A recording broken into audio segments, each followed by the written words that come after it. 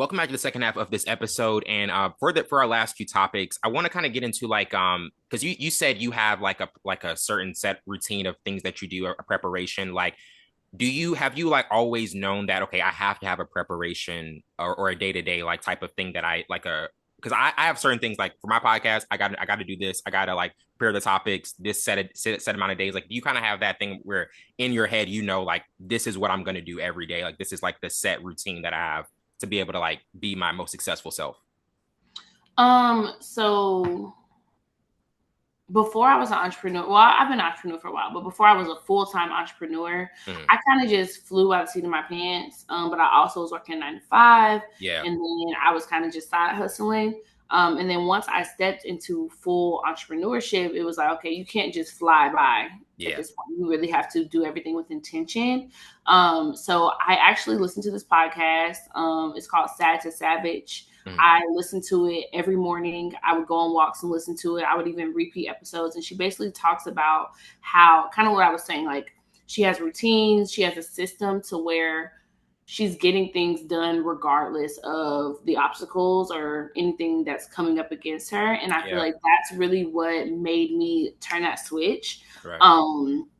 Just establishing that I need to do things and then how to get them done. So for example, at the start of the week on Sundays, I literally set intentions for my week. I usually go to church in the morning. I like to go to 8:30 service so I can have the rest of my day. I go ahead and get groceries. I meal prep. I do whatever I need to do to set up for my week on Sunday if I have the time. If not, then I'll do it on Monday. And then going into the days of the week, I just use like a daily agenda.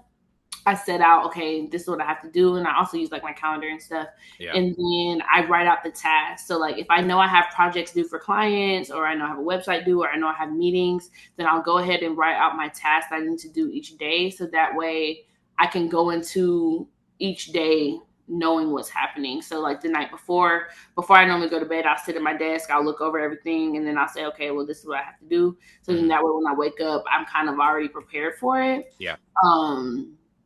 And then oftentimes, I'm so sorry. Oh, no, you're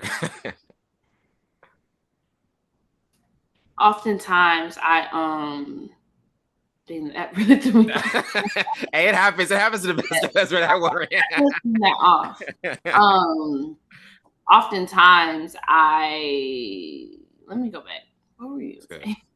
Well, you said when it comes to like clientele, like different things you got to do for clients, like knowing, okay, I gotta have this set, this prepared. I don't know if that was the last thing you were talking about, but I remember that's one of those. Oh, yes. And then oftentimes I just look at my appointments and just see what I have, and then I plan my day around there. And I like to go to like coffee shops to kind of get out. Coffee shops are great. Yeah. Yeah. And then I like to get out, and then I like to meet my clients in person sometimes since I don't have that face-to-face interaction anymore. So that's kind of like my co-worker space. Okay, that's awesome. What's on your gym playlist? What's your top top 10 artists or top 5 artists that you usually rotate with for the gym? Okay, so I usually work out with a trainer, so he kind of has his own music that's really hype. If I'm working out on my own in the gym, then it really just depends on my vibe. So yeah, vibes are important. If I'm trying to be pumped up, then it's Future. Like I'm playing Future. Easily. Yeah, I'm playing Future. My favorite rapper is No Cap and Lil Papa, so like I like to play them too. But then honestly, if I'm just like in there trying to push through, then I put gospel. I love gospel. Yeah. Yeah, I put gospel on because like a lot of times I like to walk the 3 Mile Bridge. Yes. And when I walk it, I always listen to gospel because it really like motivate. First of all, the songs are long. Yeah. You can really like just get into it. Yeah, for sure. And I like to sing and I like to pray while I'm walking. Yeah. And it kind of just sets my intentions for the day because I like to start off the morning that way. And then it also just doesn't make me tired. Like, I don't know, I feel like very light when I listen to it. So I think that's why I also listen to it. Yeah, definitely. Yeah, gospel will get you through a workout for sure. Getting to our last question, what would be your advice to like aspiring entrepreneurs, people who want to be entrepreneurs one day, that they're hesitant, but they're like, it is something I want to do? Like, what would be your advice to them as somebody who's been a veteran entrepreneur now? I would say just to set your intentions and actually do it. I think it's exhausting to want to do something and not put any effort to it. Yeah. So it's like you might as well just go ahead and try, because if you fail, then that's okay. But at least you tried. You'll never know if you don't. So I think it's like I think people are afraid to be seen trying, and there's nothing embarrassing about that. Like if I see you posting content, if I see you promoting your product, then I'm going to give you a like. I'm going to share it because I see you trying. Yeah. And I think that's the part that holds people up, because they're so nervous that they won't get like the response that they want. And even me, like, you know, I've been trying to post content for years.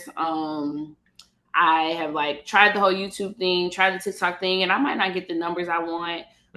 But at least I'm trying to be consistent, and it's more so just fun to me. Like, I don't want to make it a chore, because when you think of it as a task or a chore, that's when it becomes dreadful, and that's when you don't really want to do it anymore. Sure. So I just think of everything that I do in my business as things that I get to do. Like, I have the privilege to do them, and then that's what really keeps me going. Definitely. Like, I'm so blessed. I'm so lucky. Like, to actually be able to do this. Those things. Yeah. For sure.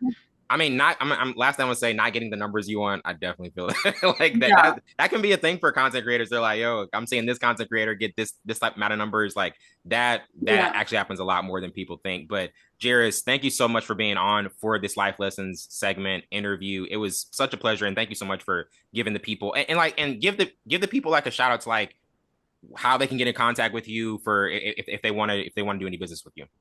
Yeah, so this was really cool. Thank you so much for inviting me. I've never done this before. Oh, you've never done this? Okay. No, I was so nervous, but it just seems so natural. So now I might like try to do this. For sure. Yeah, because I'm a yapper. Like I have things to say. But no, this is really cool. If you want to get in contact with me, my name is Jaris Harrison. My socials are Jerry V, JARIEVEE. My businesses are Boulevard Branding and 6th Sense Makeup. Everything is under those names. My website is boulevardbranding.com. So that's how you can reach me. And I hope to talk to you all soon. Definitely. Well, that wraps it up for today. I'm your host, Wellington Burns. This has been Wellington's Y Zone. See you next time.